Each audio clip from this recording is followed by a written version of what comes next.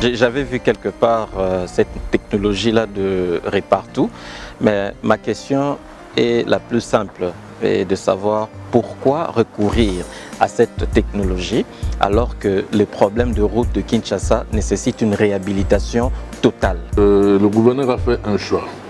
Le choix du gouverneur, c'est d'abord l'innovation.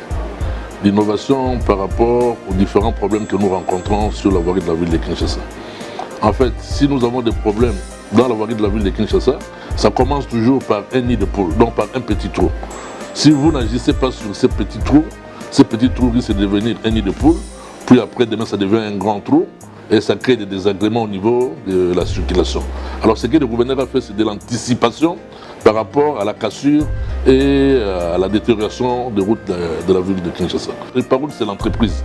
La méthode, c'est Vélocité. Pourquoi Vélocité? Parce qu'il y a cette vitesse d'exécution. Est-ce que cette machine pourra vraiment réparer les routes qui sont en état de délabrement sur la ville de Kinshasa? Nous avons la route de Kimpwanza, nous avons la route de Kindele. Donc, il y a plusieurs routes qui sont vraiment en état de délabrement. Ça va réparer seulement les Maboulou qui sont sur la route ou bien ça va réparer des routes vraiment? Bongolo, là où vous avez des cassures de routes, ça fait partie du programme spécifique du gouvernement provincial, à un programme que le ministre provincial est en train d'exécuter conformément avec l'OVD. Nous travaillons avec l'OVD. La difficulté que nous avons dans la ville, c'est que la capacité de l'OVD à répondre aux multiples problèmes qui se posent dans la ville, qui font qu'à certains endroits, nous traînons encore. Cette machine ou cette technologie ne permet pas de résoudre les problèmes de Bongolo et des autres avenues qui sont en détérioration avancée, parce que ces travaux feront l'objet vraiment des travaux de réhabilitation en profondeur. Nous avons appris que son Excellence, M. le gouverneur, a pointé 11 communes pour réparer les trous sur les acteurs. 11 communes, bien sûr, c'est beaucoup, mais il a pris son temps pour identifier tous les trous qui s'y trouvent. Si on a parlé de 11 communes identifiées, ce sont des communes où passent les grands artères de la ville de Kinshasa. La grande voirie, la maille de grande voirie de la ville de Kinshasa. Donc avant que l'entreprise n'intervienne, il y a une équipe de la ville et une équipe de l'entreprise qui identifie ces différents trous qui feront l'objet du contrat. On a vu cette machine-là qui est en train de réparer les routes, mais nous, la population, avons comme impression qu'il y a seulement quelques routes qui sont sélectionnées. Et pourtant, nous avons plusieurs routes qui sont en état de délabrement. Pourquoi le gouverneur ou l'hôtel de ville a abandonné toutes ces routes-là qui sont très délabrées? Ça fait partie d'un programme du gouvernement provincial. Le gouverneur Ngobila est arrivé. Dans un premier temps, il fallait que l'Assemblée provinciale lui dote d'un budget conséquent pour faire ses travaux. Il n'y a pas longtemps que l'Assemblée provinciale a voté le budget de la ville. Maintenant, il faudrait qu'on mette les moyens à la disposition du gouverneur Ngobila. Mais même sans moyens, le gouverneur Ngobila avait déjà commencé à réhabiliter des avenues. Tout autour de l'hôtel de ville, nous avons vu l'avenue Mongala de l'ambassade de l'Italie qui était totalement inondée régulièrement, être réhabilitée et avoir une nouvelle Europe.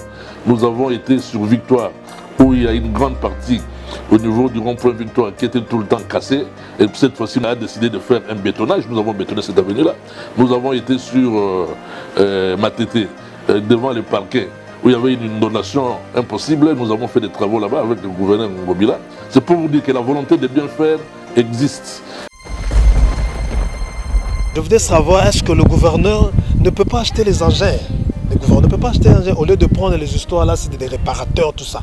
Et puis, recruter également des Quinois. Parce qu'en fait, les Quinois n'ont pas de travail. Donc, pour faire face à tout ça, il faut une occupation, c'est-à-dire recruter des Quinois, former des Quinois, et puis les Quinois peuvent exécuter ça. Moi, c'est ce que je demande au gouverneur. Ah, les Quinois, vous demandez trop en Ngobila. Mais là, c'est un problème de procédure. Nous avons été voir le fournisseur. Le fournisseur nous a recommandé cette entreprise Réparoute qui a pratiquement l'exclusivité de ces engins au niveau de l'Afrique centrale. Bon, nous allons faire un contrat avec Réparoute, je crois, de 6 à 1 année, 6 mois ou 1 année. Et dans ces 6 mois-là, l'entreprise a l'obligation de former les jeunes Quinois à bien maîtriser cet outil de travail. Et nous devons nous approprier cette technologie pour qu'après 1 année, nous pouvons acquérir nos propres engins et commencer à donner du travail au niveau de la population quinoise. Pourquoi le gouverneur de la ville, Jantini Ngobila Mbaka, donne tous ces marchés aux Indo-Pakistanais, les répare routes, tout ce qu'il fait, il donne tout ça aux Indo-Pakistanais, les Libanais, les Indiens, tout ça pourquoi? et pourquoi pas au Quinois? Moi, je suis son conseiller technique. J'arrive à échanger régulièrement avec le gouverneur de la ville. Le gouverneur m'a toujours dit, s'il y a une possibilité, de donner d'abord les marchés aux entrepreneurs locaux pour former la classe des entrepreneurs locaux et des richesses qui restent entre nous. Quand vous prenez par exemple l'avenue de Nguessa dont je venais de faire l'éloge tout à l'heure là, c'est un entrepreneur congolais qui est en train de le faire sur l'avenue de Willery. Les gens se plaignaient tout le temps qu'il y avait des inondations impossibles. C'est encore une entreprise locale.